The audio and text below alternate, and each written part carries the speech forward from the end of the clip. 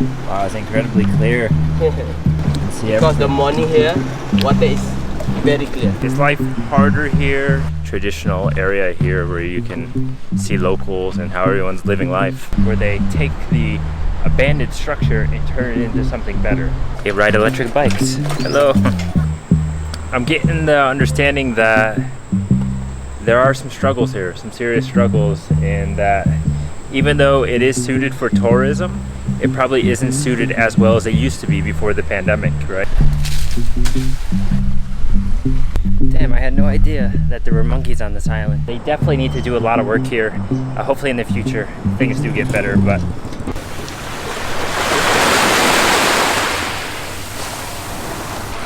well, good morning guys. Welcome to the Perhentian Islands here in Malaysia, just off of the east coast of the peninsula of Malaysia. This is a beautiful paradise right here, and today I'm going to spend the full day. It's going to be the first full 24 hours. I actually only have one full day and 2 half days because I arrived here on Friday night, so I got half of Friday, a full day Saturday, and then half of Sunday here. So today the plan is to actually go across the water to the fisherman's village where they're catching some fish, selling some fresh fish, some good food, check out the mosque maybe, and then also to go on a snorkeling trip around the island and just to explore this island some more by foot for as much as I can do, because some of it's walkable, some of it's not, some of it you need to take a boat. And as you can see here behind me, there's a sign that displays all of the trips and how to get around. And so today we're fully going to deep dive into the beauty of this island. This island is Pulau Besar, so it's the biggest island of the two. And yeah, I chose to stay on this one because it's a little bit more laid back, a little bit more private, not so much of a party town. But let's jump into exploring this island by showing you how clear this water is.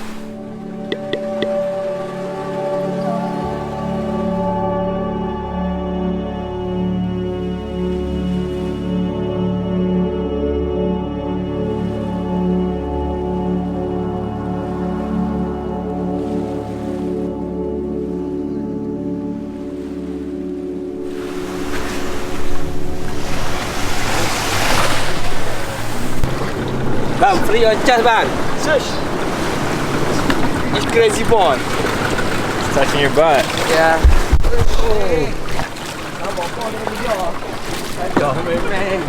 Alright, this is my driver, my boat driver, boat captain, taking me over to the fisherman's village.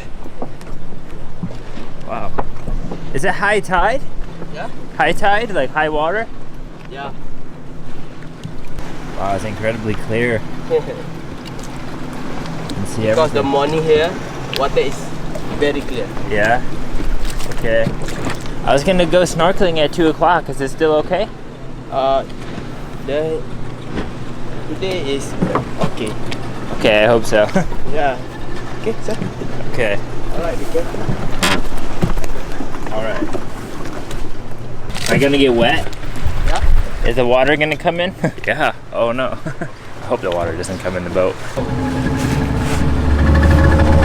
That's where I'm staying, the Supela Palace. Next there is the beach box. Then there's a few other places, a dive resort, Tuna Bay Island Resort, and so on.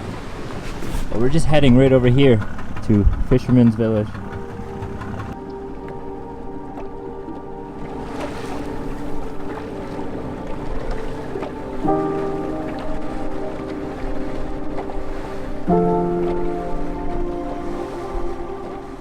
My God, the water is incredibly clear. It's so green, so blue, so perfect. I just want to hop in there already.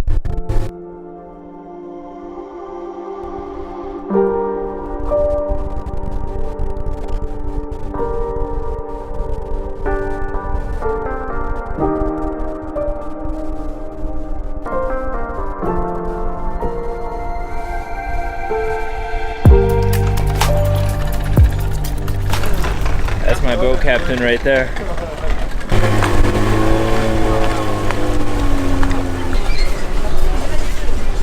Look at that, you can see a bait ball just in the light. Wow, it's so unreal how clear this water is. Look at the big baits over there, big fish. Wow. And there's a mosque in the distance. We'll go down that way.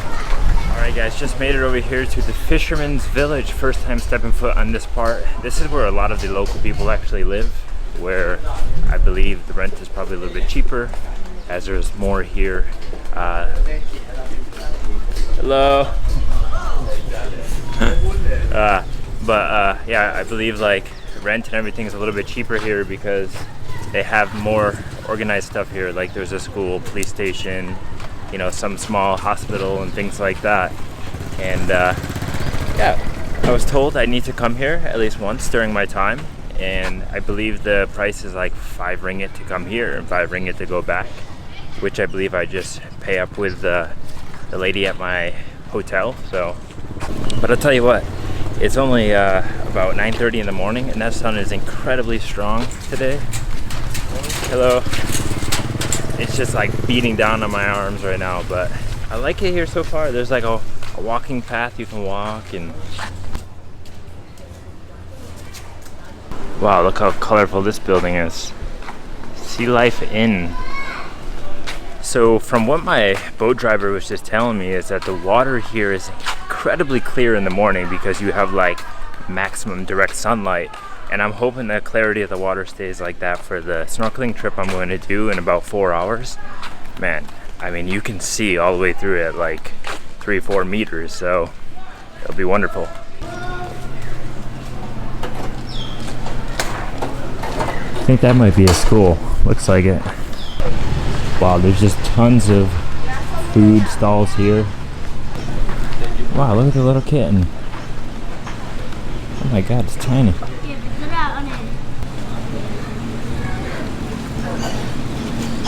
So behind me here is the mosque. Now at a certain time here, I think it's like 12 o'clock to about 2 o'clock, people are praying and doing the things that they do in the mosque, and most of the island kind of like quiets down for a bit. So there'll be some people going around and taking you on boats and stuff, but at that time some people come here, they pray and so on.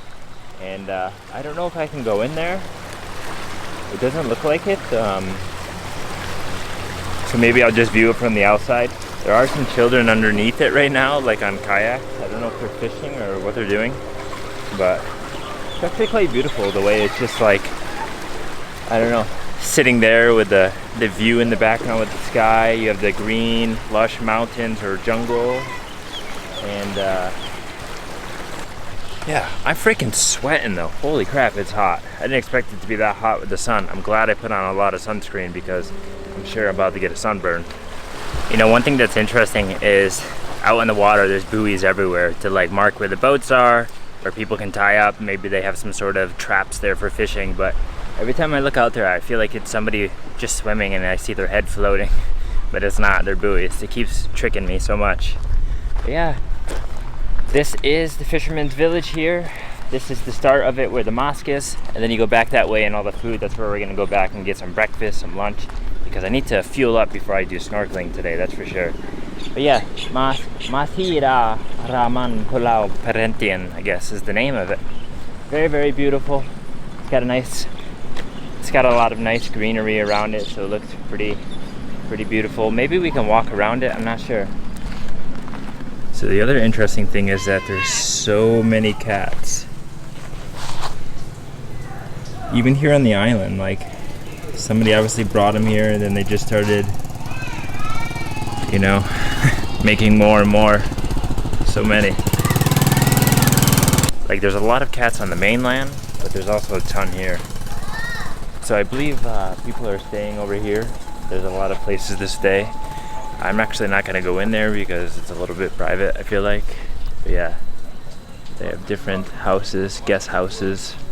Got a little bit of recycling going on for aluminum, for plastics, and for like bags and things that aren't really too recyclable. Now I want to give you guys a little perspective here. Before I came here, I really didn't do any research. I just found out that the Perhentian Islands were one of the best places to visit here in Malaysia for some island life, right? And so I chose here. I actually was going to stay here in the Fisherman's Village, but then I saw the place across the water that was a little bit more expensive, and I said, you know what? I'm only here for a couple days. Why not just spend a little extra money to be, you know, in paradise or something like that, right? Because you can't swim here at the Fisherman's Village. There's too many boats and things like that. It's not good to swim. You actually should take a boat elsewhere to go swimming. So I'm glad I chose the other place, even though this is a nice traditional area here where you can see locals and how everyone's living life.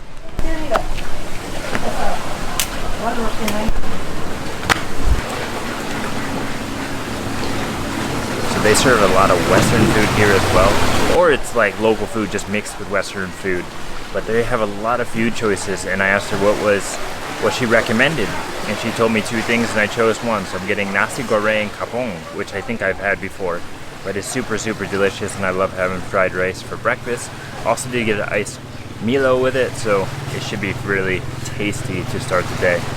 Okay, ice cream. Oh, okay, thank you so much.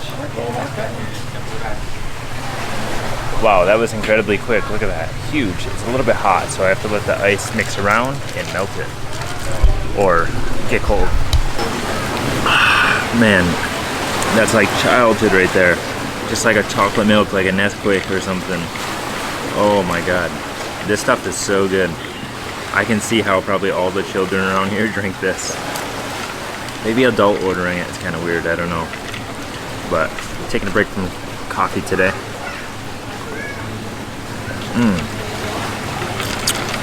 It's so good. It's so chocolatey. Wow, incredible. Now I wish I could turn the camera around and point it the other way while eating, but the truth is all the lighting is from this way, so if I turn the camera around there's no lighting and then it's really dark. So this is the angle, but the sea is right next to me. You can probably hear the water washing up.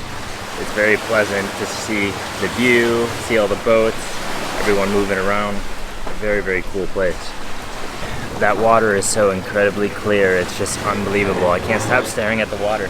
But that guy, it was funny, he was starting up his boat, and it reminded me of when I used to work around boats, and sometimes when you're manually starting them like that with the pull cord, you have to pump it first to get like fuel injected into the cylinders or the engine or something, and it was interesting to watch how he did it, but that was like a workout. I could definitely tell he was pulling it hard.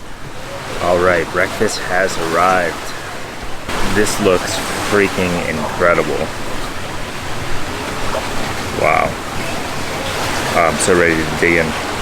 So basically we have some chicken, some carrot. They did give a fried egg like they give you with Pad Kaprao in Thailand. And then some cucumber. And then maybe some other green stuff mixed in. Let's just dig right into it. Cheers, guys.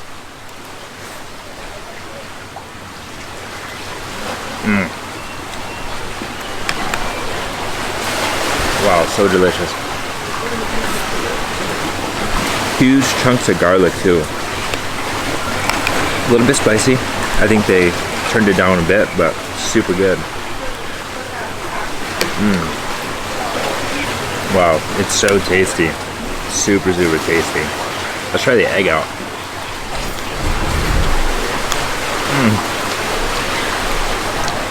That runny yolk.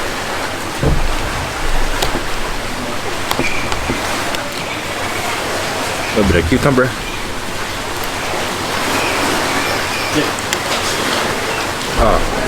Just what I need before I go snorkeling. So basically with this meal, you're paying for being on an island, the view and everything, so the price is way more than it would be in any town or anything, like anywhere probably in Malaysia. I believe it's 12 ringgit for this dish, and then the iced Milo, or Milo, I keep pronouncing it wrong, is 5 Milo, or not 5, oh my god, 5 ringgit. So, because you're on an island, you're secluded, you have to pay a higher price. Alright, wow, that was an excellent breakfast. Actually, I had no idea there were sardines in that breakfast until I started chewing, and I was like, tastes a little fishy. And then I saw a few of them, but it's not hard to understand as they use sardines in almost everything here. So, are they sardines? No, anchovies. That's what they are, anchovies, yeah. So my guess is this little picnic area here under the trees, which is very nice because it's super shaded all day long. There's so many trees. This is probably where all the locals really hang out for all their meals, breakfast, lunch, dinner, and so on. But I also think it's funny because every time somebody sees me with the camera, not every time, but most of the time, they point to the camera or they say YouTube, YouTube, YouTube. Very, very funny. Everyone is super, I don't know, camera friendly. Nobody says like, oh no photos or anything. Everyone's really happy, which is nice. But I don't even know where I'm going. Let's see, what else is there to do around here? Might not be much. Let's take a walk down this road real quick and then come back and probably head back over. Ah, yeah, so this is the police station. Okay, there's the police station. You are selling? Yeah. Selling food? I think this is the school here. The Lao Perhentian School. Oh yeah, it's definitely the school. All the schools are in this style, which is super interesting. But then you can see here, there's like local homes. So this is where local people live. Now up on top of the hill over here, there's a place called Honest View Perhentian, and it's another place where you can stay. It's on booking.com. I almost booked them because they're very well recommended by many people from around the world. And also the price is very, very affordable. I think they have rooms for like $48 a night, which is much cheaper than mine at $60 a night. All right, well this is just a local home. So what I'm gonna do is I'm gonna head back over to my side and I'll show you the beach area and everywhere else where I'm staying so you can see what it's like. Oh, they ride electric bikes. Hello. But yeah, this is just where all the locals stay, so I don't wanna intrude too much on their homes. But like I was saying, I'm gonna do a snorkeling trip today. So snorkeling and scuba diving are very, very popular activities here on the islands. Now, the place I'm staying, they offer a snorkeling trip at 10 a.m. and 2 a.m. I was gonna do the 10 a.m. because it's earlier, it's cooler out and so on. But then I said, you know what? Maybe I should do the 2 p.m. even though it's the midday, you'll have the highest temperature. I'll be on the boat, I'll have some wind, I'll be in the water, it'll feel cool. And there shouldn't be as many people going snorkeling, so it could be better, I think. So that's what I think I'm gonna do, is do the 2 o'clock one, as I hope it's going to be a better snorkeling option. Now, it is a short trip, so I believe it's just 2 hours long, and they said you can see turtles, you can see lots of fish, and you can even see sharks. We will see. I've never swam with sharks before. Not really swimming with them, but you swim above them and you can see them down there. But there's definitely lots of turtles around here. There are some sharks. There's lots of fish. I mean, just by the piers, I saw these like long fish, or like needlefish or something we call them maybe. And many little fishes and baits and stuff. Lots of marine life around here, which is nice. And it'll be interesting to see how are the corals doing. Are the corals alive? Are there corals? Is it just a sea floor with seagrass? We're gonna find out. So to give you guys some perspective, that's where I'm staying, and you can walk all the way down there to that point. It's walkable all the way to the end of those rocks, and then you can kind of go around the side a little bit. But this way, it's not walkable really. You have to take a boat to go around. So I can pretty much explore all of that here, this half, which is pretty nice. And there's swimming all along there, so you can have many swimming spots to yourself, which is very, very good. Oh, bubble. Hello.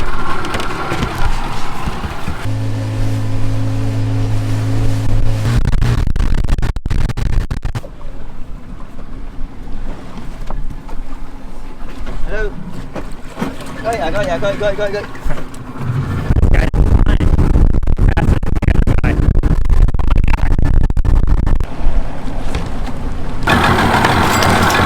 Hey, you. God, that guy was freaking flying. I think he's got to go to the bathroom or something. Who knows? So that's like the type of ferry boat that you actually take to come here. It's something similar to that. But guys, I mean, look at it. Where I'm staying, the water is just so nice, so crystal clear.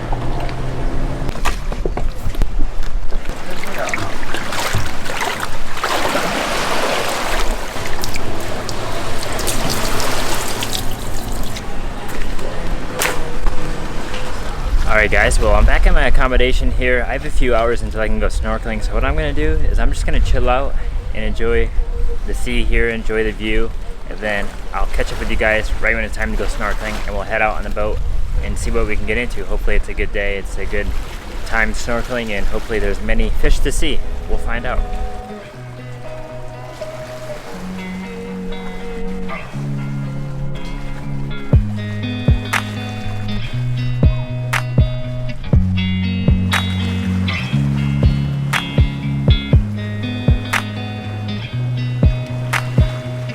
Alright guys, it's been a few hours and it's almost time to go snorkeling in just about 20 minutes. I want to say I'm going to be switching over from my main camera here, this is the camera, to my GoPro and my phone. Now, the audio quality might drop, you're going to notice a difference, and I just want to apologize first. I'm sorry because I don't know how the audio is going to come out, but you will see some very beautiful clips of the Perhentian Islands and hopefully the marine life under the water. So crossing our fingers, it's going to be a good adventure. So let's go snorkeling and then we'll come back and we'll explore this island a little bit more.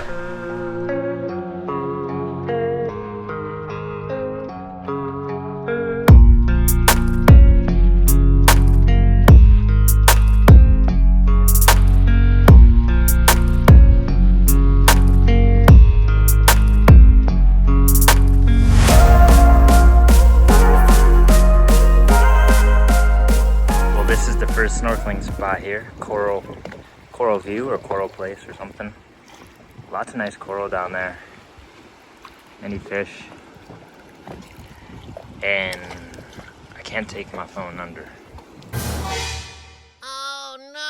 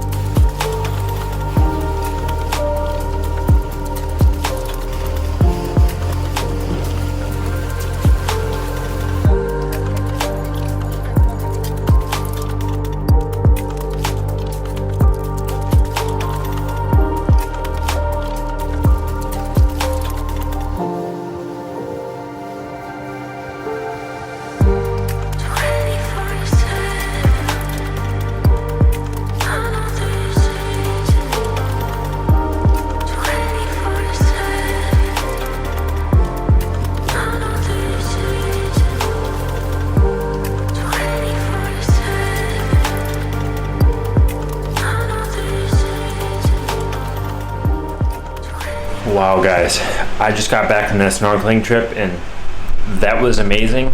It probably was the best 4th ringgit I've ever spent here in Malaysia so far. And the worst part about it is I could barely capture any footage because things went south really quick with my gear. I brought with me my phone and my GoPro because the camera, I didn't want to chance it, right? Well, the GoPro, I brought it into the water. And as soon as I brought it into the water, it started acting up and the GoPro got water all inside of it. I opened up the battery and out came just a bunch of water and some salt and sand. So the GoPro is totally dead. RIP to the GoPro. It's had its run. It's been a long time with this GoPro. I've had it for like 6 years, so it was expected to die one of these days very soon. And then I brought my phone into the water with one of these things. You know, this is just like a clear protector and it has a seal.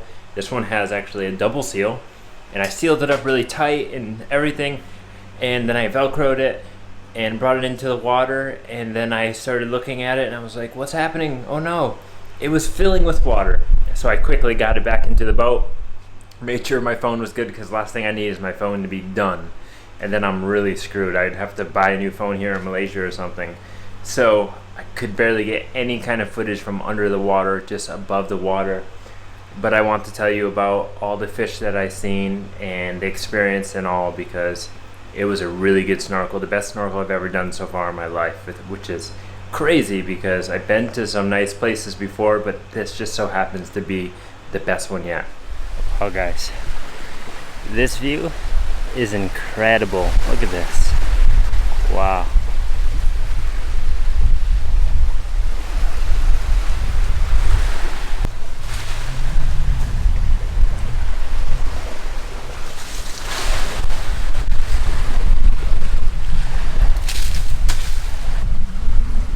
Damn, I had no idea that there were monkeys on this island. Just saw a few of them, like 3 or 4 of them. And I'm at the Cozy Chalet, the place that you can stay. It's a very nice place with like bungalows all over the hill, but there's just a group of monkeys running around right here. I'm trying to get some shots of them, get up close without them stealing the camera, because then I'm really screwed.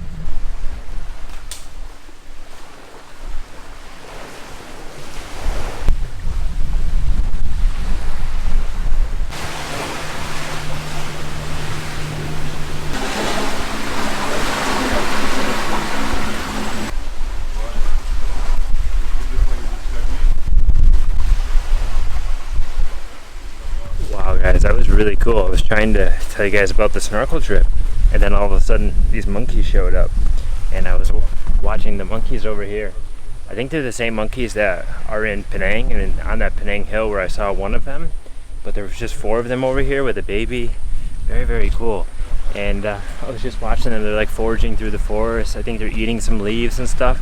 Try to get a few clips of them, but they move very quickly, so it's hard to really capture them. But there's another guy down here, this Dutch guy, and he was trying to show me them where they were. He's really fascinating. And he saw a squirrel and he was like, look, it's this. And he showed me the picture. And I was like, oh, cool. I've seen so many squirrels in my life. It's just normal for me, but maybe for him, it's even cooler to see it here on the island. But wow. Yeah, so I want to talk about the snorkel trip. So the snorkel trip was amazing. It was a 2-hour big island snorkel trip, so that means we got 3 points to see, 3 different places. The first one was Coral View or something. I don't know the name of it correctly, but there's a sign that I can show you. But basically we jumped in the water and there was a bunch of coral around. It was really cool, some vibrant coral. Some of it maybe is dying a little bit, but there was just lots of marine fauna and marine structure down there that was natural.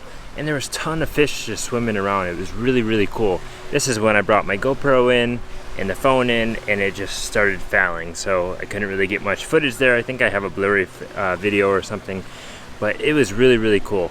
And so after that first one, I was like, okay, maybe this is gonna be better than I thought. And then after then, we moved like in between the islands here, and I think the guy driving the boat, the captain, the guide, he was trying to spot sea turtles. And I was like, okay, this is weird. We're just going very slow. And I saw a sea turtle, and he didn't even see it, so he didn't stop. But then he saw another one, and he's like, sea turtle, jump in now, in. And so everybody just jumped in. And then another boat pulled up, and he jumped in. But it's funny, the sea turtle was like in the middle of the island, so it's kind of like the channel a little bit. And it was very deep, maybe like 20 feet or something, I don't know, 4 meters. And we were trying to swim down to it, but it was pretty far down there. And he was just eating off of the bottom. But I believe there was like current right there, so it was very challenging to try to swim and stay in place. But then another boat showed up, more people jumped in, and it just got cluttered with people. It was kind of crazy. I thought we were gonna go to a reef and then hopefully see some turtles, but they actually try to spot the turtles, and then you just jump in when you see them. So it's kind of like a cheating way, I'd say. It's better to just see one on the reef. And then that leads me to the third destination we went, which was the Shark Point, or near the Shark Point. There was like 2 places for the third destination. It was around this like bend of the island, and one had coral, like these huge corals. I think in Australia they call them like bommies, maybe I got the term wrong, but just these huge like circular reefs that I guess are natural but really cool. But so many fish around them, and the reefs were so vibrant, like all the fish around them. There was colors, there was blue, there was red, there was orange, there was like a yellow, there was the browns, and so on. And like all the fish were really crazy cool. I've seen a lot of fish, that's for sure. And then we went around the corner and it was shark time, and this is Shark Point, they call it. I don't know if it's because they have this one rock that looks like a shark fin or what, but there were some sharks there. I think we saw 2 or 3 sharks. One was probably like 1.5 meters maybe. Another one was probably just about 1 meter. So there were 2 sharks. And it was really cool because I swam right over the top of one, maybe just like 2 meters above it. So it was distance away. But they were just cool. They were like swimming around. I felt like they were circling us for some reason. But they were very, very calm. And all of us are just swimming all together and probably making a commotion, and these sharks are probably like, oh, stupid people, you know. But I believe they're black tip reef sharks, if I'm not mistaken. They're pretty widely found all around the world. But it was really cool to swim with some sharks. The first time I ever actually swam with some sharks, and it was impressive. It was cool just to see how they swim along with the little fish near them and stuff. And yeah, they're just moving along. But in total, we saw a lot of fish actually. I saw one massive fish. I don't even know what it really was, but it had a huge bump on its head. So maybe it was like some triggerfish with a bump on its head. Plenty of triggerfish. There was parrotfish and tons of little reef fish with colors and stripes and everything. I think in total we probably saw like 3 or 4 turtles. Only one we dove with. Another one actually was under the boat when I was getting in, and it swam away very quickly. But a couple sharks. Overall, a very, very good dive. I just wish I had the proper gear, better gear to film it all, because it's so vibrant. The water is so clear. I mean, you can see it from up here where we are. And yeah, you can get some incredible footage of the marine life under there, which is nice. And it's very easy to snorkel here because the water is so deep in these spots that you don't have to worry about like touching the reef or stepping on them in some other parts of the world where snorkeling is challenging over reefs, right? So it was very good. The total price was 40 ringgit. I mean, you can't beat that price for a 2-hour snorkel. I think it actually went towards 3 hours, so it was much better. It's just that they use a small boat. The small boat is a little sketchy at times when he's going fast or turning. It feels like you're gonna tip, or it feels like water is gonna come into the boat. But they really do put a lot of people on one boat, and they try to make their money's worth out of it, I think.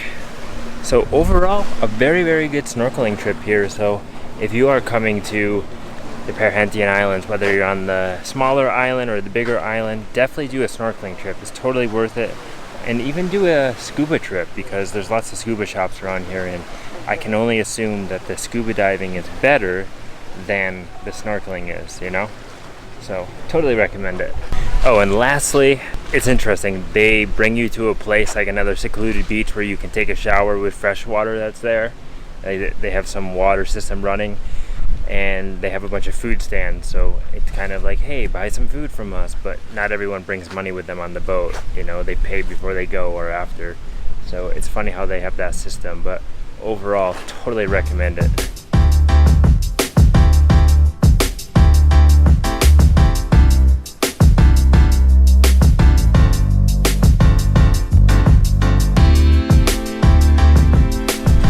Alright guys, I just found a map of the Perhentian Islands here. Check it out. So this is the bigger island, like I was saying.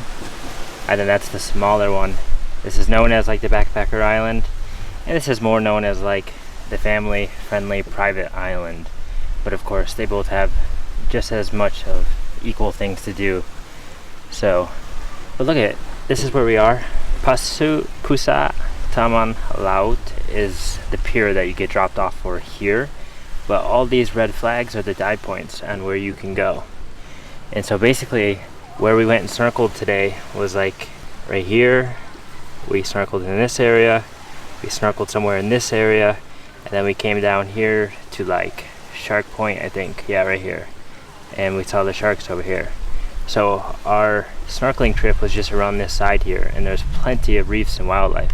And as you can see, there's lots of stuff all around it. Look, you have shipwrecks, Vietnamese shipwreck.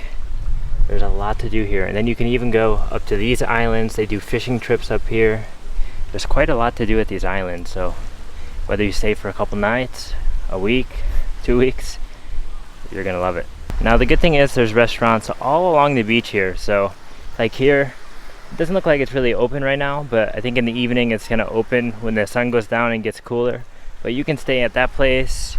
There are more like bungalows up here on the hill.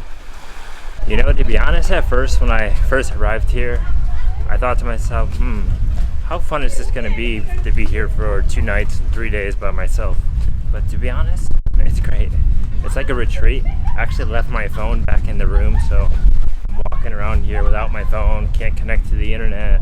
It's good. Well, internet is pretty spotty in some areas anyway, so you can't always use your phone. You can't always connect to data and get service, so it's good to kind of just walk around and disconnect and be with the sounds and the nature and the beauty and everything. But so far, it's been a great time here. Tonight is my last night now. Tomorrow I leave during the day to head onward to another place in Malaysia. So far today, it's been a really good day because I woke up early. I enjoyed some time around the hotel that I'm staying at. I even went over to the Fisherman's Village and had some breakfast or lunch, brunch. Got to check out that area. Came back over here, chilled out, edited and stuff, and now I have the whole evening just to hang out here. Technically, you can go to other places, like you can go to Long Beach. Long Beach is like the party place where sometimes they do fire shows and they have more restaurants and more options for activities and dining and things like that. But it costs money to get there.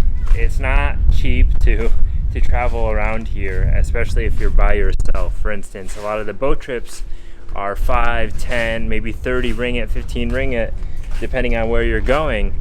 And if it's just you yourself, you're not going with any other person, you need to pay double the price because you need to pay for you and another person to make their trip worth it. Now, ask me, is it worth it? Is it that fair? I really don't know because I don't know the rate of consumption on gas and the amount of emissions they're putting into the air. I don't know. You do pay a conservation fee to come here, which was like 30 ringgit, I believe. So your money goes somewhere, but it does suck if you're by yourself. You have to pay more just to move around the island. So you definitely need to bring a bigger budget here. But if you're with a group of people, it makes it much easier. You just split the costs and life is better. So if you're coming to the Perhentian Islands, you might have the question of, do I need to book everything before I come here? The truth is, not really actually.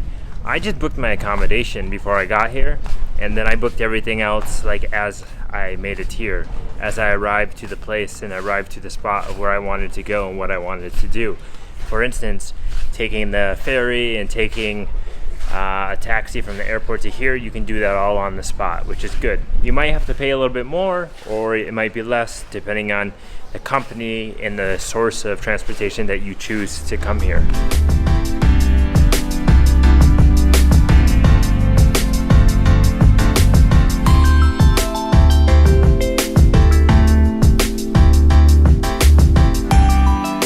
If you're wondering about activities and things, all of that you can book here as well. Like that snorkel thing, I booked it just at the hotel just today.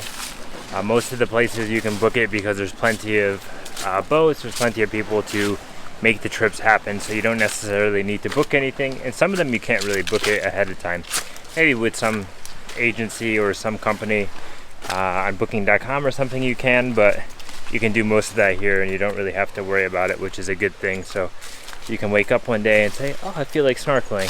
You can wake up another day and say, oh, I don't feel like it. So that's the good news. The other good thing is, if you don't bring the proper gear with you in terms of like swimwear, snorkel, fins, towel, blanket to lay on, things like that, and they sell that here everywhere. Sure, it's going to be overpriced than it would be at a place on the mainland, but you can also buy it at the port, at the jetty. They have shops over there that are selling it too, so you can pretty much come here with a backpack and still have everything you need to be here, which is great. There's another dive shop right here called Cosmic Divers, right on the Pulau Besar, the big island. So you have dive options. There's 2 of them right here within like a 10-minute walking time span. So plenty of diving to be done here. And you can book with another one and they can pick you up pretty much wherever you are, I bet. So I just love how there's so many activities that you can do here. You just need to have the budget for it, and you need to spend the money and have the time, that's for sure. Now, one of the last things that you should always keep in mind about islands, especially maybe some place like this or somewhere else in the world, is that Wi-Fi data reception isn't always the best, so you definitely can't really come here and plan on working or something like that, because internet, Wi-Fi, power goes out very easily. Like last night, actually, I was laying in bed and the power was like blinking. So you never know what can happen on an island, and it almost stormed last night, so maybe that's why there was a lot of rain near the islands, but no perfect Wi-Fi. You know, I'm definitely doing this trip on a budget. I had to be wise about how much money I spend as I'm traveling solo this time, but I'm glad I at least got 2 days here. Well, 2 nights, 3 days to be fair, because I have Friday, Saturday, and Sunday.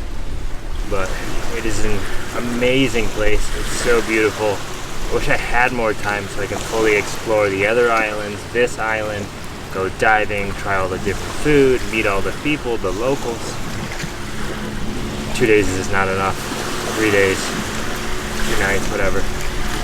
It really does feel good though to just sit here and just soak in the sunset. The sun is setting right there, listening to the waves crash. So peaceful.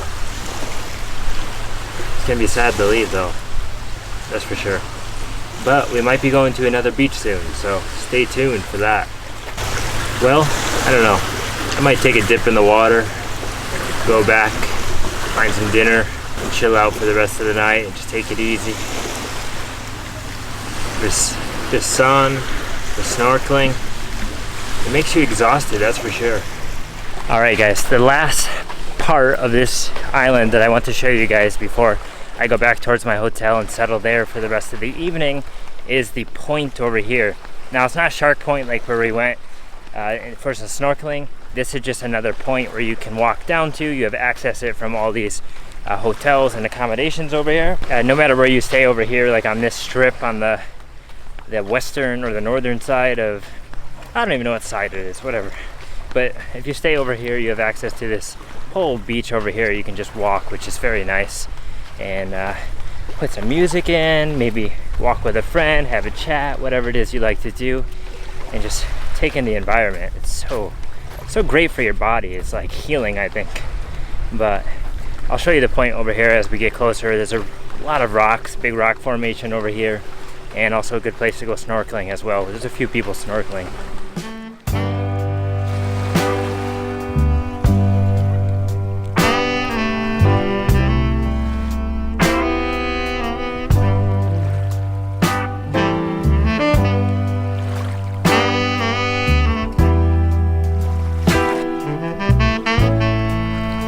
I was just over here yesterday and there was a huge pile of trash and they burned it. I guess that's how they get rid of the trash here.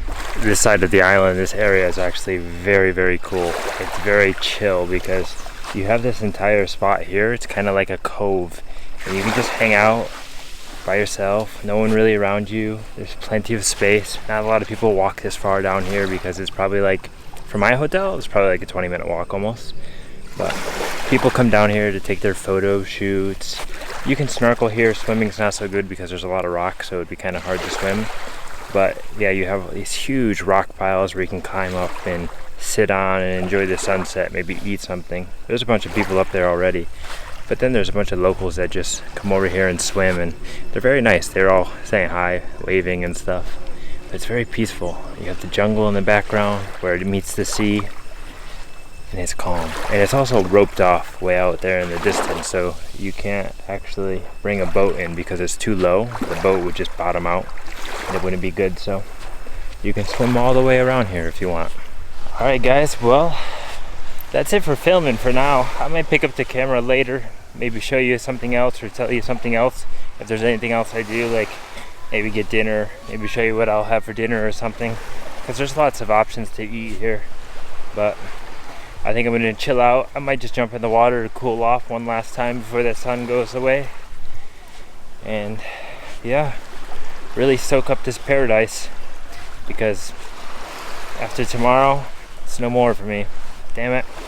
I'm coming back though, 100%. All right guys, I just wrapped up the day with a local meal here at the Tuna Bay restaurant.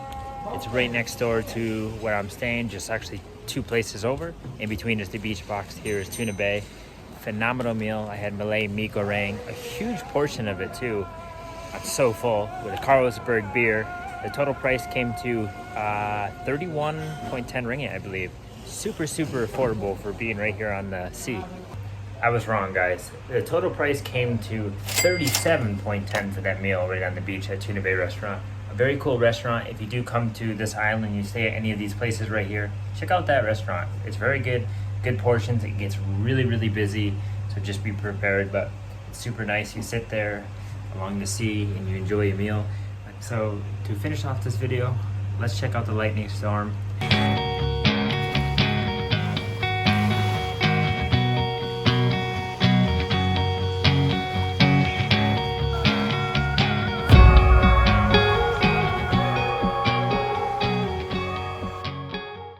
Welcome guys to another place here in Malaysia. Right now I am located in the Borneo side. This is the state of Sabah. I'm in the city of Kota Kinabalu here in Malaysia. This is my last destination to visit during this Malaysia series. I will definitely be coming back soon, but I am here for about 5 days and I plan just to take it easy, see some places around here and finish off the trip on a very good note. Now, I want to start the day by saying I'm here at the local Oceanus Waterfront Mall because I have heard that the waterfront area is just a good area to walk around. It's still in the morning right now, about 10:30, so it's not quite too hot yet. And the temperature here is much cooler than it is in the mainland, I feel like. But maybe that's just today because it did rain a lot this morning. It was actually thunderstorming really bad, so the air feels much cooler. But as you can see, it's located right here on the water. There is some islands out here, and already, I don't know, it's an interesting feel out here. I feel like there's a lack of infrastructure in some sort of way.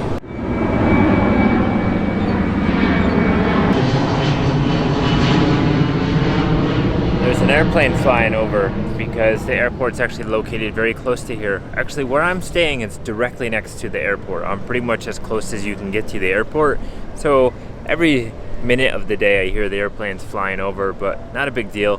Now, why did I come here? Why did I come to Kota Kinabalu? Why did I come to the state? Why did I come here to this Oceanus Waterfront Mall? Well, the truth is, you all have been telling me, visit East Malaysia. You have to. You can't just go to West Malaysia. So I said, okay, I will go. I will go to this place because it is the most recommended. I see the most tourist things to do are here. So I came here. But now I'm at the Oceanus Waterfront Mall because I looked on Google Maps quickly for a mall that was close by to where I'm staying. And I said, okay, I'll go over there, walk around and try to get some coffee or something. Well, I ordered a grab car to this mall here, and the grab car, by the way, was just 5 ringgit, very affordable. And I was talking to the guy that was driving.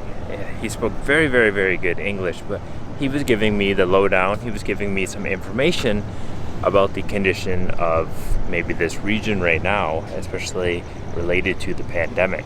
So I told him, I said, I'm just coming to the waterfront because I heard the waterfront is a good place to walk around. You know, probably more popular and better to come here in the evening when it's cooler and you can see the sunset and things like that, right?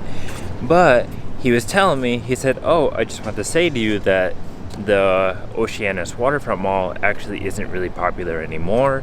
In fact, a lot of the shops and places that are in there just completely closed, so there's a lot of vacancy. And because of the pandemic, it killed off a lot. And so as I'm just walking by this mall here, there's this boardwalk in the back. The wood is all coming up and it needs some renovation. I mean, you can see it here. Wood's just kind of like rotting. Everything's kind of rusty. It's quiet. There's a little bit of pollution and garbage just all over here that people left. There's not really any maintenance happening. And so it's an unfortunate situation because he said like a lot of private companies and a lot of local people that are living here, even in the smaller villages outside that would come into the city to work, a lot of them lost their jobs. So many people resorted to Grab, the driving application, especially the people who have a vehicle to drive. And I could totally understand that because when I came in through the airport, the crabs were everywhere. There were so many of them, and you see them all around the city here. There's even cars that are connected with Air Asia and the airlines, and they do transfers and so on. So I think a lot of people who have the opportunity to drive, they're looking for additional work by driving if they can't get back into a job of their field. It's a really unfortunate situation. I don't know how the rest of the state is doing, or even the rest of this side of Malaysia, but hopefully things improve, because this mall here, the Oceanus Waterfront Mall, it looks like a fascinating place to walk around and enjoy some time with friends and family in the evening, in the morning, enjoy the view of the sea here. But unfortunately, it just seems like it's falling to nothing. I mean, nothing left to it. It seems like it's going to become a ghost town someday right here. And not the whole city or something, but just right here, like, there's just not a right feeling to it, you know?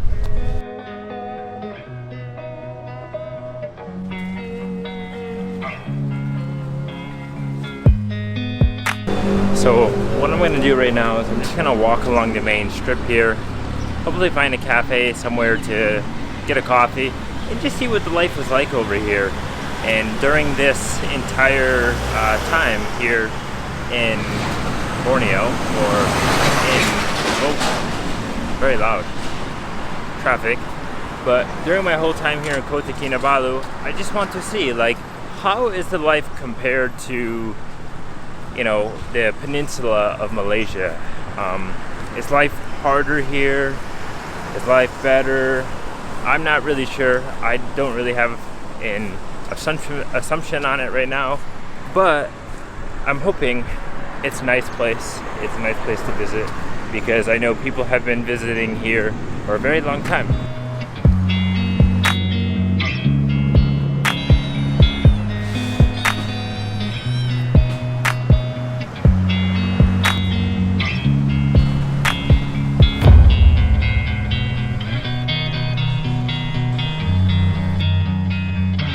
Alright guys, well, I have walked down the street some more. I decided to hop into another mall. This is the Suria Sabah Mall, kind of like Suria KLCC in Kuala Lumpur. Question is, will I get kicked out and chased by security? I have no idea, but I'm sure I'm gonna find out if that's the case. But in here, of course, there are some coffee shops. There is Starbucks, so Starbucks is gonna be maybe my last resort. I'm gonna walk around and see if there's any other coffee shops. If there's something good, I'll choose that. We'll find out.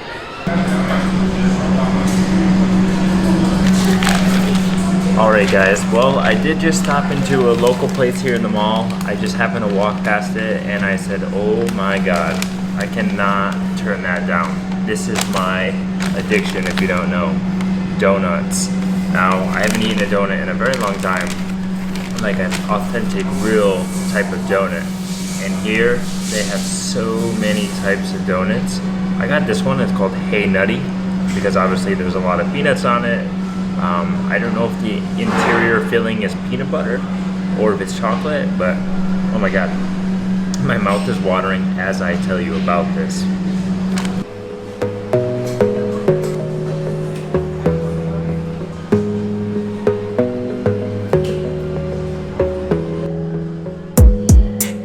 Yeah, as I was saying, there was just so many options to choose from, so many types of donuts. I just couldn't really make a decision, but then I chose this one because it was the last one. So maybe it's popular, a lot of people were getting it. So I had this donut, I have an iced Americano. I'm really thirsty.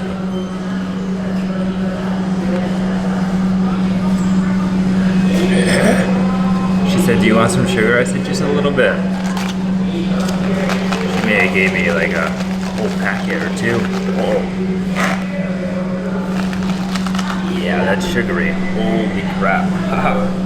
Wasn't expecting that. Wow. It's alright. It's strong though, that's for sure.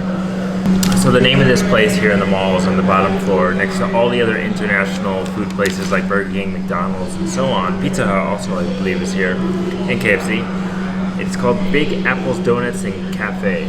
No, Big Apple Donuts and Coffee Surya Sabah, which is interesting because Big Apple means New York City. So maybe they chose to call it Big Apple because it has international. Maybe they chose the name Big Apple because they know everyone knows of New York City. They know the Big Apple, and that once they see the name here, they would be like, "Oh wow, I need to go have that because it's from New York." But maybe it's not from New York. I have no idea. But truth be told, I didn't want to wait too long to find coffee. And so this place was here. It's affordable. So I said, why not? And before we dig in, let me just give you the price to let you know. The donut is 3.80 ringgit, so it's almost $1 for a donut. And the coffee is 9.5 ringgit. So not terrible. Not terrible at all. Let's not wait anymore. Let's just dig in.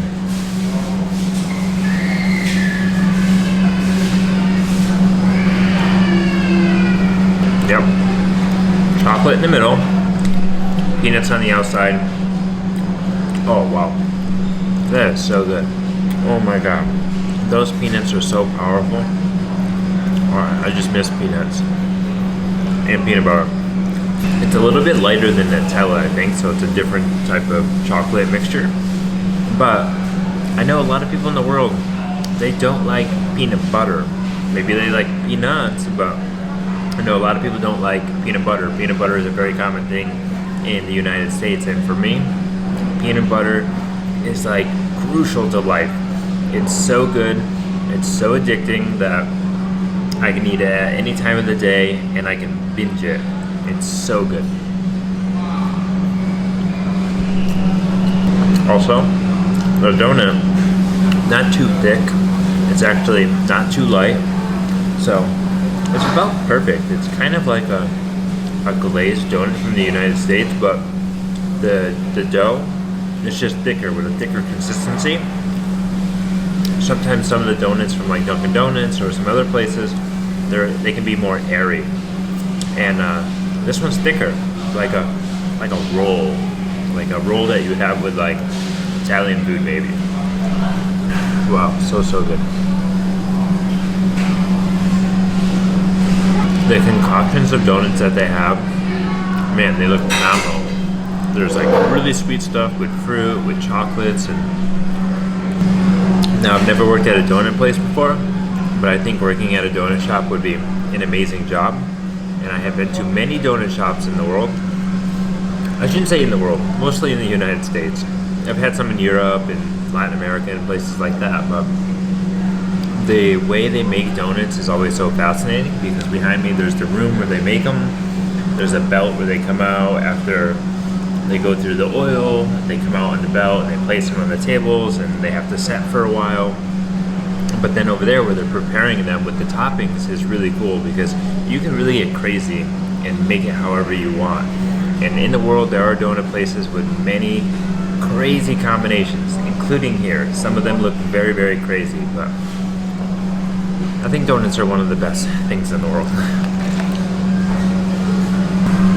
Now before we move out of here and I finish the rest of this donut, I want to say in here they have something very, very cool. There's the periodic table. If you know about chemistry, there's a periodic table with all the elements, right? Well here, they have the periodic table of donuts. Very, very cool, and that would be a nice poster. I would definitely hang it somewhere in my room or something because why not? It's cool. Alright, I'm gonna sit, enjoy this coffee, we'll walk around some more, and I'll tell you a little bit more about Kota Kinabalu, Sabah, in this area from what I'm understanding so far. Well, look at that, guys. I'm outside now. They have a love statue. Is it a statue? I don't know. A love, whatever, love sign. Just like they used to have. I don't know if they still have it, but in Philadelphia, in Pennsylvania, in the United States, there was Love Park. But I don't know if Love Park is even there anymore, but it's like a replica. But I don't know, maybe it was here first, maybe it wasn't, I'm not really sure. But love, it's what everyone needs, right? Alright guys, back on the topic of the condition of the state of Sabah, of maybe the city Kota Kinabalu, this whole area of Borneo.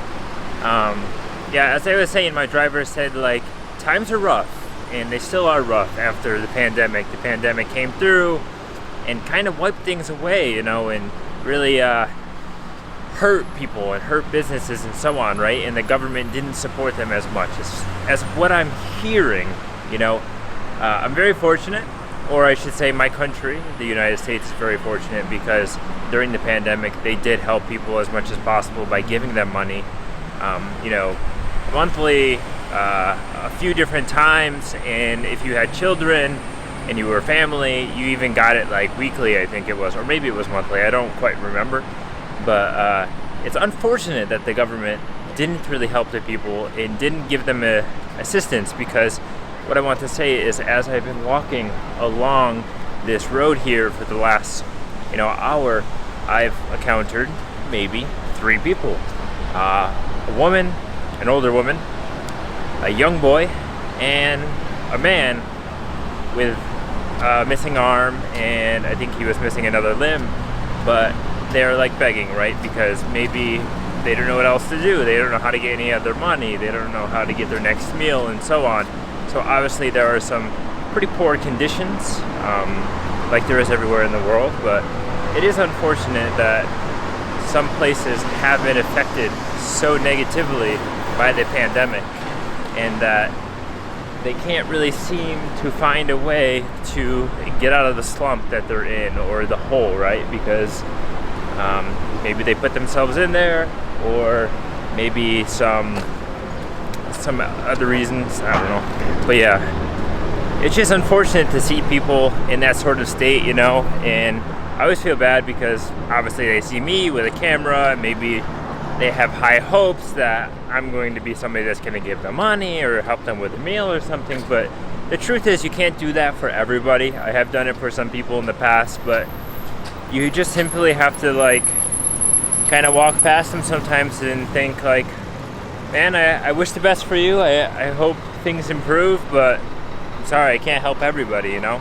And that is the truth, because once you start helping, people expect you to help more and more and more, especially if they see you again. They will just ask for more, and you can't always do that. So, yeah.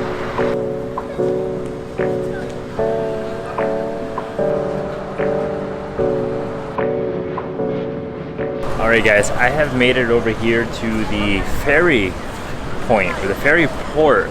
This is Jesselton Point, and if I understand correctly, Jesselton actually was the old name of the area, I believe, before it was Kota Kinabalu, if I'm not mistaken. But yeah, here is a little ferry port, and you can take the ferry to the local islands out there. There's about 5 of the islands, I think, and I'm gonna look at the prices just to see what it's like, because maybe I'd like to book something like that in the coming days.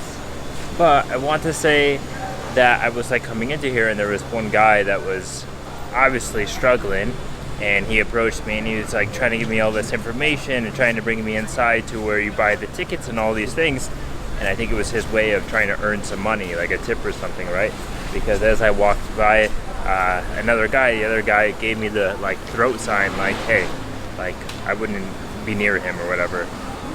But he seemed like he was struggling, so I was just like, no, I'm good, I'm just walking around, I'm looking at things. So interesting. No, just walking. There he is behind me. See? He's like following me right now. Let's go inside.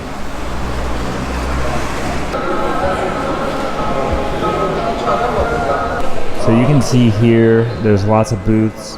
It's tour agencies. A lot of advertisement of things you can do here in Kota Kinabalu. So here's the ferry advertisement here.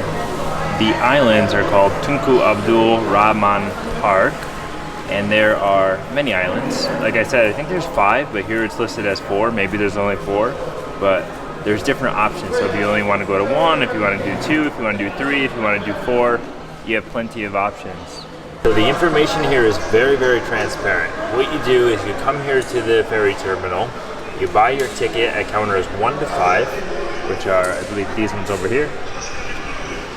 And then you can add your package of what you want to do. So you can go snorkeling, you can go parasailing, banana boat, fly fishing, sea walking, jet ski rental. and many different things. And then you just scan and then you go to your boat, I guess. Very simple. But honestly, look, to go to 4 islands, it's 65 ringgit. That's not bad.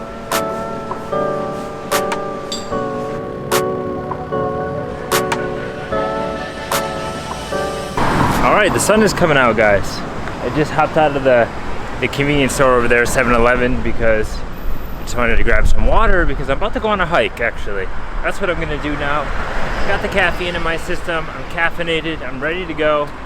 And we're gonna go up to the, what is it, the Viewpoint, the Observatory Tower, Observatory Hill, Observatory. I don't know why I keep pronouncing that weird. But yeah, the observatory. We're gonna go over there and get a view of Kota Kinabalu. And it should be a fairly easy hike. I don't think it'll be too difficult. There's just some stairs to go up. I have read on Google Maps that the stairs aren't in the best of condition, but I'm not expecting anything fancy, so it should be fine. But I do want to say, so far, I am 2 for 2 in 7-Eleven. Both 7-Elevens that I have gone into, I went to 2 different ones, and every time I went in there, they wanted to subscribe to the channel. They wanted to support it. I just love the Malaysian people. They're so friendly, they're so supportive, and yeah, I just can't believe that I'm gonna leave here one day, very soon. And the Malaysian series will be over because I just love having such friendly people around me. It's very motivating.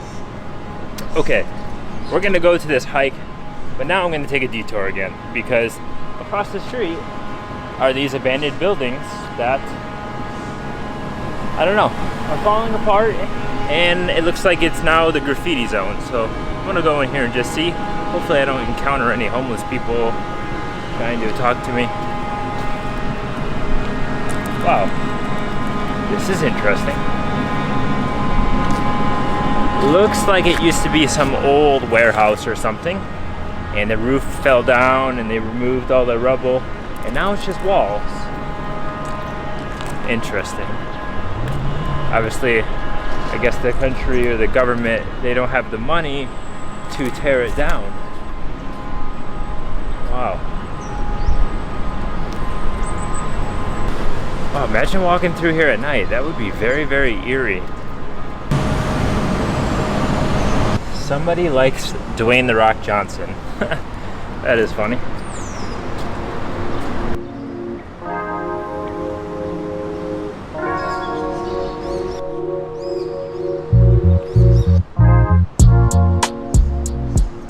It is so strange that a place like this is still standing right here, especially when you have these like high-rise, I don't know if they're apartment buildings or if it's a hotel or what, right here next to the Jesselton, oh no, Jesselton Residences. Okay, so it's like an apartment building. But how you have such a place like this still here, because that's a weird view, you know, especially if you have a room on this side. But I understand that there's probably no money to tear it down because demolition is extremely expensive, especially in today's modern world. So usually companies, they just gut the places, they take everything out they need, and they just leave the frame to sit there and rot. And then nature overgrows it like it is in there. There's lots of plants growing. So that tells me that that building right there has probably been sitting there in that shape for 5+ years, definitely. It'd be nice if they could tear it down and put something else up there.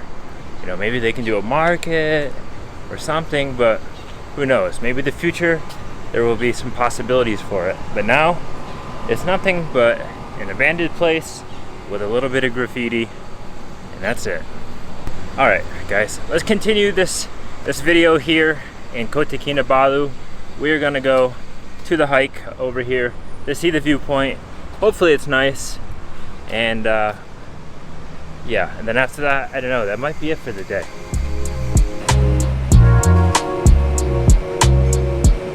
Wow, that is a little beautiful piece of artwork right there of the local Malay, I think it's a Malay girl with a skateboard. So that brings the question to me. Are there skateboarders here in Kota Kinabalu? Is there a skate park? Because if you know anything about me, or if you've been following me for quite a while, skateboarding is my biggest hobby, other than travel, right? Travel is the new hobby. Skateboarding was the oldest and still the longest running hobby in my life. And when I get the chance, I like to skate. Actually, I have some skate supplies with me here, but I don't have the board, so I can't really skate, and I don't have the shoes for it right now. But soon enough, I will get back to skateboarding again. Last time I skated was when I was in Thailand just a few months ago. But I wonder, are there skater girls here? Because I have noticed in the recent years, there has been an uprise, or I don't know if uprise is the correct word, but there has been a greater popularity in girl skateboarders, which is awesome because for the longest time it was just men skateboarders or male skateboarders, and now more girls are joining the sport, and I like that. It's very cool because it's a unisex sport, a sport that can be done by both sexes. But anyways, on our way to the hike, I had to stop here as well because look at this. No idea what this artwork is here. But that artwork isn't the focal point of why I stopped right here. The focal point is this display of marine life. No idea what exactly it is and why it's here, but I'm gonna walk through it because it says you can walk through it. Oh wait, wow, wonder of wilderness. So maybe that's what this is. But basically here, what we have is a lot of marine animals. You have manta rays above me, or stingrays I believe. There's dolphins on the edge, there's sharks, there's fishermen in boats, there's like a whale shark. This is a very, very cool place. It's an abandoned building that is turned into a piece of art. That's what they need to do with the other building over there. And it is called Wow Project.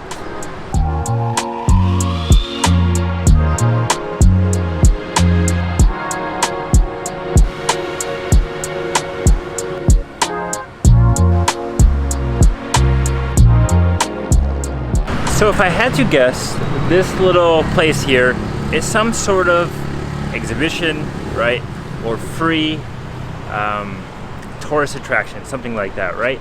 But the interesting thing is they have some interactive map, I believe, where you can download an application, you scan some QR codes, and it seems like you can walk amongst the animals here, or amongst the marine life.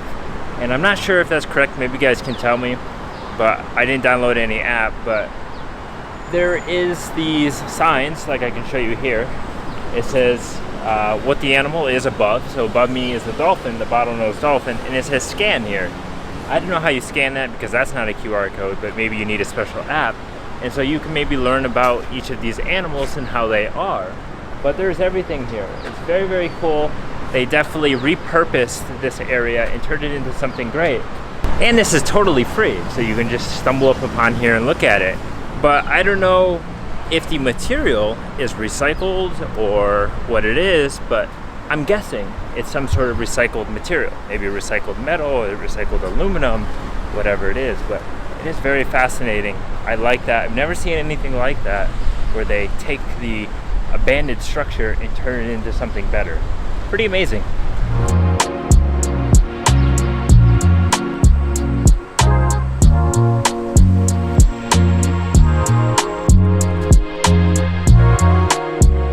Well, what a disappointment. It is completely blocked off here, roped off with, I think this is police tape, but you can't go up there. Maybe because the stairs are falling apart. I think I can see some missing stairs. Maybe it happened because somebody got injured. I have no idea. But when I just looked on Google Maps, somebody did go up there and they left a review very recently. They said it says on Google Maps it's closed, which it is. It says temporarily closed. But I think people kind of skip the rope or the caution tape and they go up anyways. But I'm not going to break the rules. I don't want to get in trouble. I believe there's another way up there by taking a car, but I don't have a car, so I would have to take a Grab or something. But that's kind of disappointing. Like, I wish they would do something about it and fix it so that way it was accessible. Man, I'm getting the understanding that there are some struggles here, some serious struggles, and that even though it is suited for tourism, it probably isn't suited as well as it used to be before the pandemic, right? For tourism and just for the local life, the quality of life, right? But the people do say that life is good. I did ask the people in 7-Eleven. They said, yeah, Sabah is great. Kota Kinabalu is also great. But very unfortunate. I wanted to do that, so on to something different, I guess. Well, look at that, guys. I think I just found an alternative. It says Signal Hill Trail 2. Signal is the name of the observatory up here. It's the name of the hill, the trail. And so I think we found another staircase to go up. Hopefully this one's not closed like halfway up.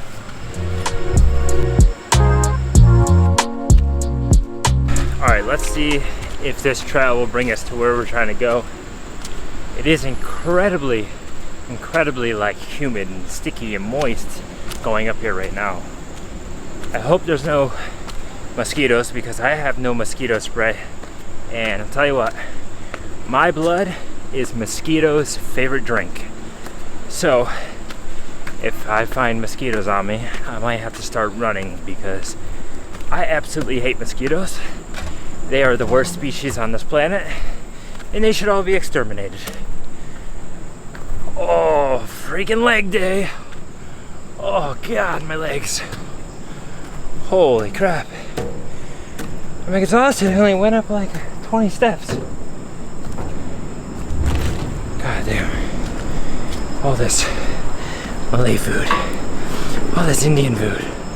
All this Chinese food. Oh, all this food is killing me.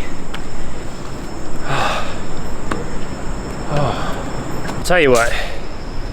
Humans are the worst entity, worst being, worst living matter to ever step foot on this planet. I'll tell you that because there is so much litter coming up those stairs. Like, why do people... Thank you. What the hell, man? That guy on the motorbike just rode by me. He had a giant fake spider on his helmet. It looked like a tarantula. I couldn't get it because he was going so quick, but very nice guy. He said, have a nice day. But as I was saying, why do people feel the need to throw their junk everywhere? Who's doing it here? Locals? Tourists? I don't know. Do you guys know, of all the people that visit here, in your opinion, who do you think is the worst at respecting the environment, respecting the landscape, and not throwing trash all over the road? I'd like to know because I just don't understand. I can't imagine throwing something out the window, throwing something in the forest and saying, well, I can't find the garbage, so I'll just throw it here. Somebody will pick it up one day. No, it may not. It may never get picked up. It may just settle into the ground forever. I'm telling you, people are the worst. I don't even know where I'm going. Okay. Oh, Signal Hill Eco Farm. Well, I didn't really want to walk up a road, but I guess that's what we're doing here.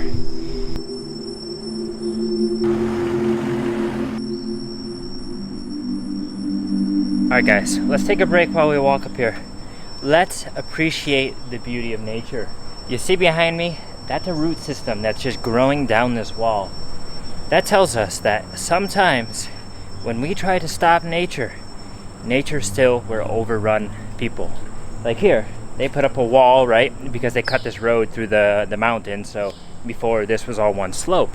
Well, the tree that grew there said, okay, sure, take some of my mountain, but guess what? I will just take over your wall. And that is exactly what happened there. There is a massive tree with so many roots just going down to the ground and probably underneath the ground. And this tree, I guarantee you, is more than 30, 40, 50 years old. Amazing. It's just so amazing how when we try to get in nature's way, nature turns around and says, not today.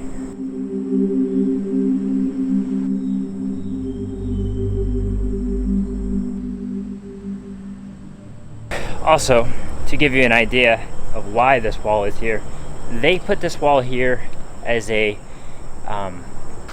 solution to water drainage, right? Because if you don't, when it rains heavily here, water creates landslides, mudslides, which can be very problematic, especially for the road. It can wash away the road, even though the road looks very intact. And then for the people at the bottom of the hill, you know, there's a lot of buildings down there which can be negatively impacted. So building these walls like this help, but as long as they do the right proper drainage system in it, in which they did, and then the water comes to the wall and then hits the road and goes down the road. So the only negative about it is that when the rain goes through the wall, it doesn't make it to the other side of the hill to go down, unless there is a pipe underneath or something to bring it down, right? To guide it that way. So that side of the hill would probably mostly be from natural rainwater falling on that part of the land and not coming down through the other part. Well, anyways, guys, we have just made it to the other stairs that I was going to try to go up. So take a look at those steps. Yeah, they definitely need some work. There are some missing pieces, and I wouldn't doubt it if some of those pieces of wood are unsturdy and that when you step on them, you'd fall right through. Wow, I'm sweating so bad. Just like a damn polar bear in the zoo, because polar bears should never be in the zoo. And when they are in the zoo, half the time, I feel like they're sweating. Maybe I'm wrong, I don't know. But I think this is the observatory here, and it doesn't look so good, to be honest. Wow, looks like there ain't much funding for this place. Maybe that's why. But I was just talking about landslides to you guys, right? And how landslides can be a very big problem, especially in certain parts of the world. Well, right here is where the landslides can occur.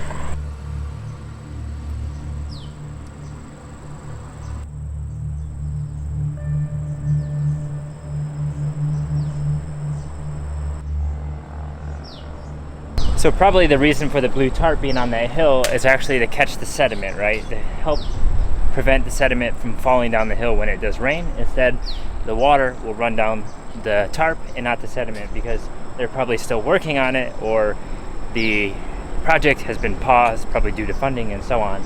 But there are a lot of stumps there because they removed the trees. I don't know why they would remove the trees from there. It's probably because there was a building up there and they want to have a view from that building. But from my understanding, this place needs a lot of work. But I've just come up here to the observatory. The observatory is right there, and it's also blocked off. It's very overgrown.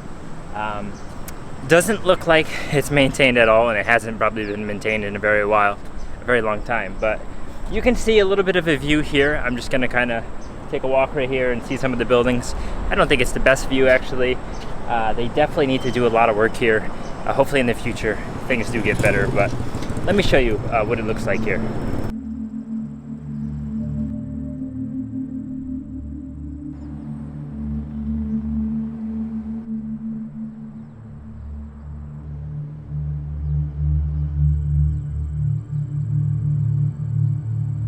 I don't know if you guys can tell by my shirt, but I am absolutely sweating.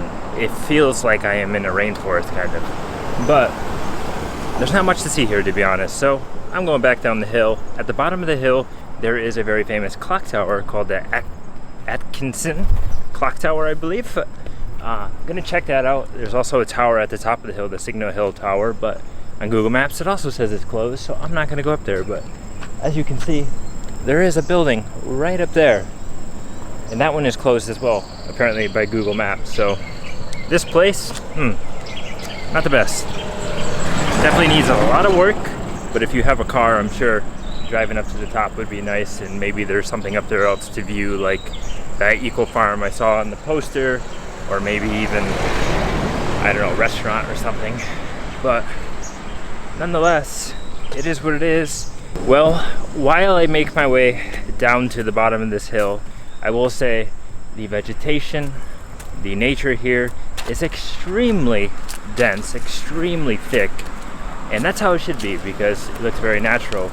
And from what I also understand, if you don't know already, which the local people, you probably already know it, but here in Borneo, it is home to a rainforest, right? It actually is a older rainforest than the Amazon in Latin America, or LATAM as we call it sometimes.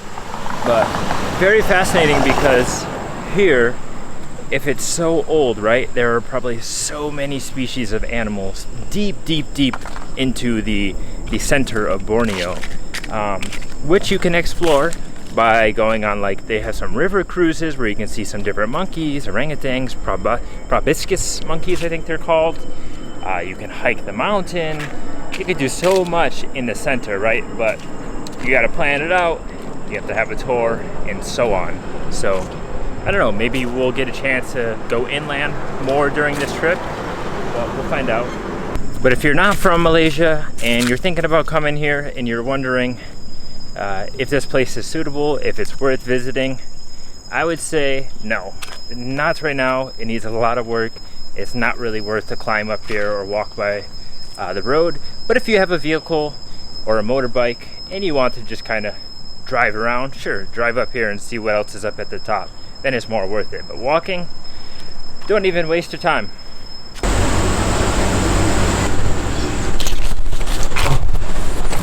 Well guys, I made it back down the hill here, and I want to mention one other thing. I said there's probably a lot of wildlife in there, and it is true.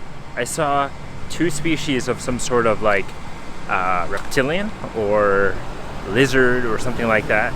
The first one I didn't catch on camera because I almost stepped on it. It just ran really quickly by my feet. And then the second one was just now, which I believe was like some sort of iguana maybe, right? Because it looked like an iguana. It was very, very small, but it had the spikes on its back. You can see it here, obviously. And really, really fascinating because it was just sitting on the steps or on the concrete right there. And my guess is it was using the concrete as a source of heat. Oh wait, here's the clock tower, by the way. I don't know if we can go up here, but we'll try. But yeah, it was probably using the concrete in the sun as a source of heat to stay warm, because a lot of reptiles do that. It's thermoregulating, I believe. And I did see those, but I imagine that there's probably monkeys up in those trees just hanging out. Okay, walking through some grass. I hope I don't get bit by an animal. Okay. I actually don't like walking through this grass because I don't know what is in here. There could be a snake in here. So as I was saying, the clock tower is right here at the bottom, right? There it is. It's white. It's up there at the top of this little mini hill. There are some stairs going up there, but obviously, look, it's not maintained at all. I do not know what's going on with the park service or the cleaning crews, but they're not really taking care of this place either. It's unfortunate. So now one of the fascinating things about this tower here is that since it was built originally in 1905, the original piece, which it has been repaired several times, it is more than 100 years old, which means it's older than all of the buildings that are right here, right? And that means that it was used as a source of guidance for the fishermen, the sailors, the people that were out on the sea navigating. They would look for this and they would know which part of Borneo they were passing or going by. And it's very interesting because it's very old looking. So even though it has been repaired 2 times, the face of it, or the way it looks, is kept in a historic manner. So it doesn't look modern, it looks very historic. Oh, I feel like there's bugs on me. Ah, mosquitoes. Alright, well guys, I can't take any more clips of it. These freaking bugs are destroying me. There's tons of mosquitoes over here because of how much forest and jungle there is. But that's it. I'm leaving the area. Who knows? I don't want to catch some malaria. I don't even know if it's possible here, but yeah, they're chewing me up over there.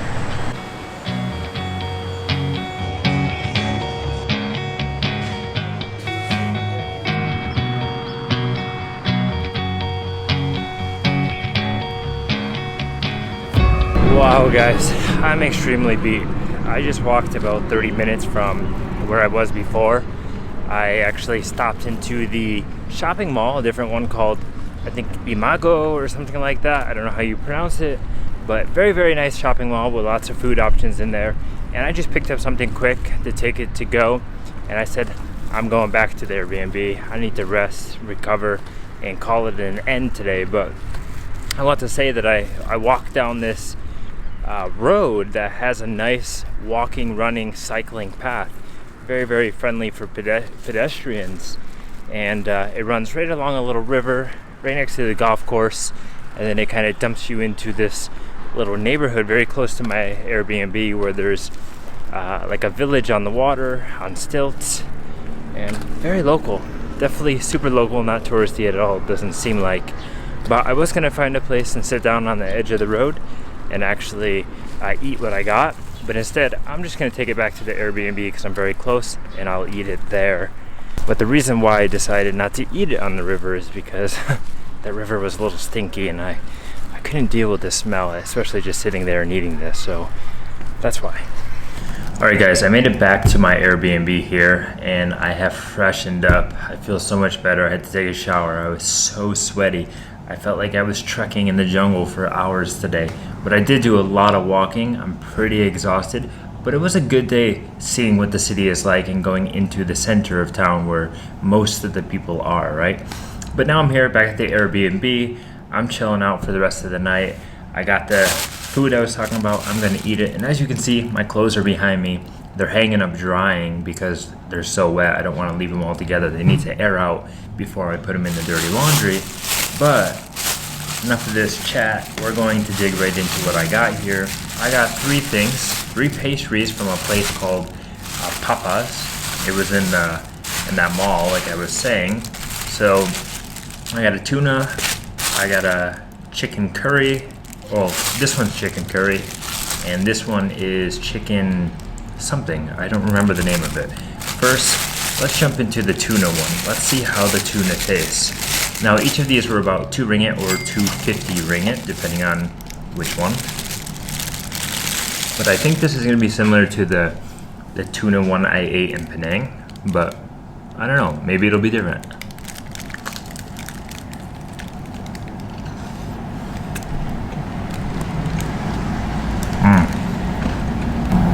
It is so dry. My god, that's way too dry. The whole end of it is pretty much just bread. The tuna is still in the middle. It needs some sauce. Let's try the middle part where the tuna is going to be.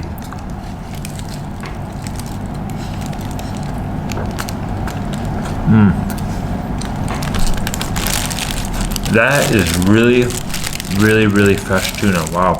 Super tuna-y. Super fishy. I don't know if it's tuna from a can, what it is, but wow. I thought it was going to be mixed with something. It's very, very strong. Not as neutral as other tuna I have had. But since it's so dry, I need to wash it down. And I picked up a local juice here. I don't know if this is popular here or not, but it says 2 more Perisa manga.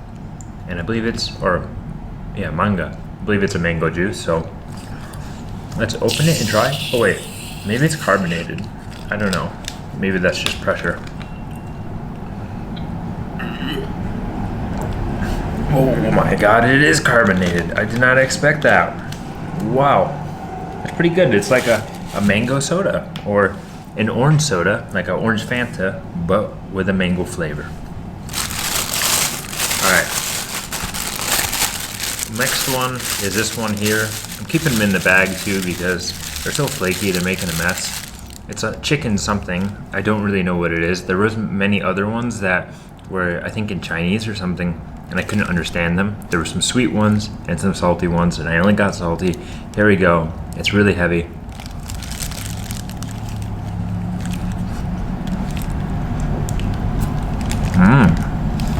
Wow.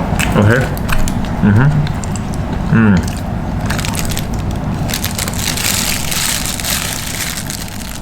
This one is very thick. I don't know what this one's made of, but I think there's some caramelized onion in there. It's a chicken, but some sort of sauce, some sort of gravy. Better than that tuna one because this one's not dry so much.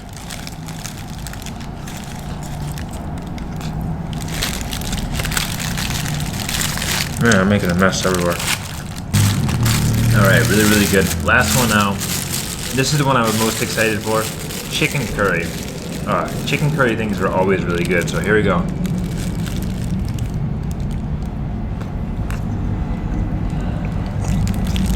Okay. Lots of spice in there. Wow. It is spicy. It's just biting my tongue. Oh man. Super good. Really heavy as well.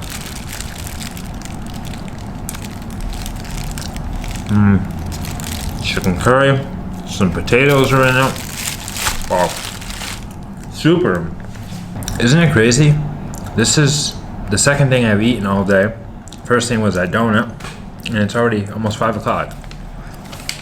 I waited way too long to eat. So for these 3 puffs, or I don't know what you want to call them, but pastries, salty pastries, the total came to 7.5 ringgit. Excellent, very affordable. I think this was like 1 ringgit, I'm not really sure. But this was a good way to cap off the video here. Well guys, I'm in my Airbnb here, and I'm gonna wrap up the day here. Just chill out, take it easy. I'm gonna think about what I want to do the next couple days here. Maybe make 1 more video for the channel here. I'll have some other videos on the other channels, so definitely check out those. But so far, it's a really nice place to be. It's really cool to see the difference between the peninsula of Malaysia and the island, the Borneo side of it. Things are definitely different. I think things are a little bit more back in time feeling, right? Still an international city. There's still a lot of tourists coming here and everything.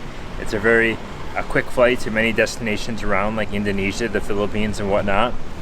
But overall, it seems like maybe the economy, the landscape, the social living and everything has been hurt a little bit in the past years, maybe from the pandemic or maybe other reasons. But overall, I hope things do get better and improve quickly over time for all the people here, for tourism and whatnot. But if you are coming to Kota Kinabalu, I totally recommend come visit. Or even if you're coming to the Borneo island, anywhere, definitely check out this city. It is a cool place. I don't know how long you need here. It seems like there's a lot of activities to do, and it depends on your budget and how much you want to spend and how much time you have available to do the activities. But it seems like the average person might stay here about 3 days or even up to 5 days, depending on what you're doing. That's what I found in my research.